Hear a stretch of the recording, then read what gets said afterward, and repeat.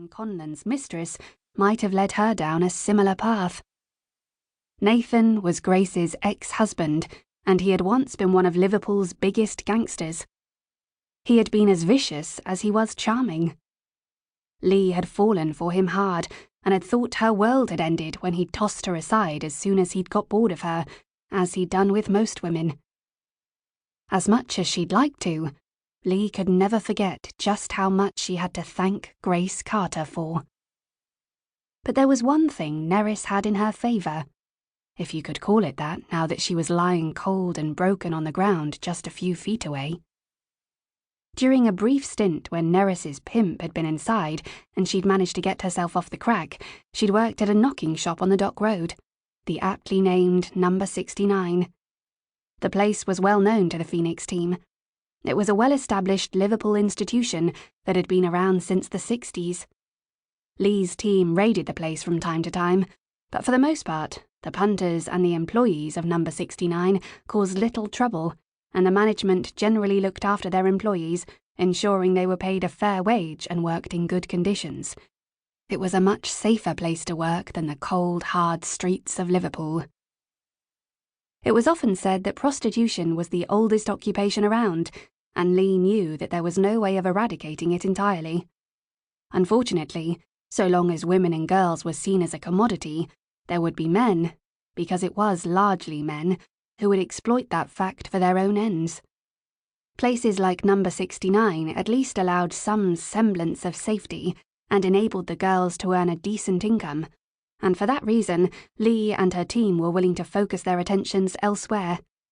And with budget cuts, as well as policing some of the most deprived wards in the country, their attentions were always needed elsewhere. They never seemed to have the manpower or enough hours in the day to deal with everything that Liverpool's seedy underbelly threw at them. The vibration of her mobile phone pulled Leigh from her thoughts. Pulling it out of her pocket, she glanced at the screen to see Grace Carter's number. Leigh answered it quickly. As much as it went against every instinct she had as a detective, she knew that if anyone could help her to shed some light on this case, it was Grace Carter. And Leigh was about to give her a reason to. "Grace, thanks for calling me back," Leigh answered. "No problem. What's wrong?" "It's delicate. Can I call round?" "Here? Is that a problem?" "Not for me, but you're usually very reluctant to come to the house. Is this something I need to be worried about?" "Maybe," Leigh started. "Probably not. To be honest, Grace, I need your help."